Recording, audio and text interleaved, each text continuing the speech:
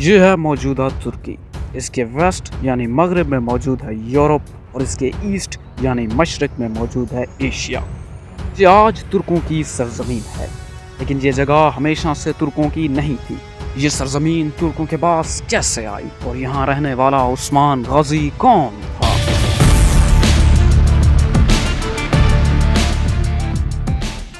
11ویں صدی عیسوی میں موجودہ ترکی کے مشرق میں سلجوق سلطنت قائم تھی، جو ایران، عراق، سیریا، افغانستان اور سعودی عرب تک پھیلی ہوئی تھی. اور اس کے مغرب میں رومیوں کی ایک سلطنت قائم تھی جسے بازنٹائن امپائر یعنی بازنطینی سلطنت یا ایسٹرن رومن امپائر کہا جاتا تھا، اور موجودہ ترکی اسی بازنطینی سلطنت کا حصہ تھا. اور اس وقت اس جگہ کو اناطولیہ کہا جاتا تھا. 1071 کی بات ہے کہ سلجوق سلطان الپ ارسلان اور بازنطینی شہنشاہ رومانوس کے درمیان ملازگرد کے مقام پر ایک زبردست جنگ ہوئی.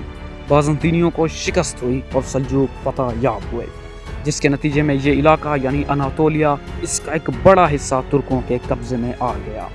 اب کئی ترک قبائل سینٹرل ایشیا سے اناطولیہ میں آنے لگے، اور انہی میں سے وہ قبیلہ بھی تھا آگے چل کے جس کا سردار عثمان بنا.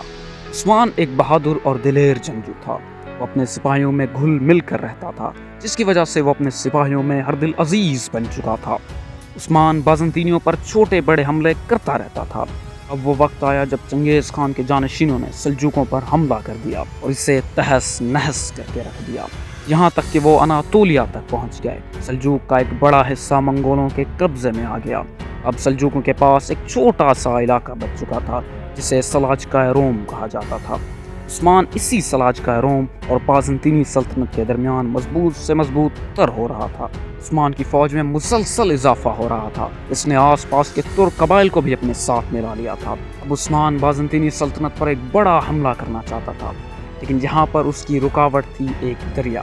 جی ہاں، اس دریا کو دریائے سنگارین یا ریور سکاریا کہا جاتا تھا. دریا کے اس پار رومی فوج نے اپنی چھوٹی بڑی چوکیاں بنا رکھی تھی. جب عثمان کے سپاہی دریا پار کرنے کی کوشش کرتے تو وہ ان پر تیروں کی بارش کر کے انہیں پیچھے دھکیل دیتے. لہٰذا عثمان کے لیے اب اسے پار کرنا بہت مشکل ہو گیا تھا. لیکن 1300 یا 1302 میں ایک قدرتی آفت آئی جس کے باعث دریا نے اپنا رخ بدل لیا اور رومی چوکیاں تباہ ہو کر رہ گئی. اب قسمت نے عثمان کو موقع دیا. وہ لشکر لے کر دریا کے اس پار بازنطینی سلطنت میں داخل ہو گیا. جب رومیوں کو اس کا علم ہوا، انہوں نے عثمان سے جنگ کے لیے ایک بڑا لشکر تیار کیا. عثمان بھی اس لشکر کے خلاف میدان میں اتر آیا. یہاں پر عثمان نے اپنی جنگی مہارت کا مظاہرہ کرتے ہوئے رومی لشکر کو ایک زبردست شکست دی. اب عثمان مزید طاقتور ہو چکا تھا.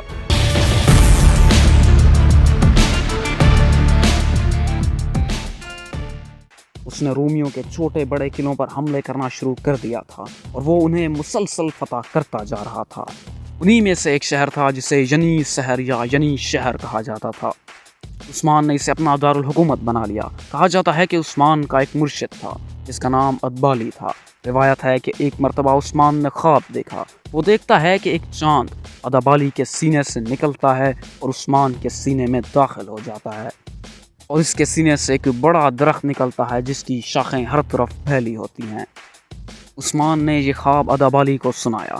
انہوں نے اس کی تعبیر بتاتے ہوئے کہا کہ تمہیں ایک بہت بڑی سلطنت کی بشارت ملی ہے اور تم میری بیٹی سے شادی کرو گے. اس خواب کی تعبیر اس وقت سچ ہوئی جب عثمان کے بیٹے اورحان نے سلطنت عثمانیہ کی بنیاد رکھی اور بعد میں یہ سلطنت ایک بڑے علاقے پر پھیل گئی. عثمان نے ادبالی کی بیٹی سے شادی کر لی اور اس خواب کی تعبیر کے بعد اس کے حوصلے مزید بڑھ گئے. سن 1317 میں عثمان نے بازنطینی سلطنت کے ایک اہم شہر بروسا کا محاصرہ کر لیا. 10 سال کے طویل محاصرے کے بعد آخرکار ترکوں نے یہ شہر فتح کر لیا. لیکن اس وقت عثمان بہت بوڑھا ہو چکا تھا.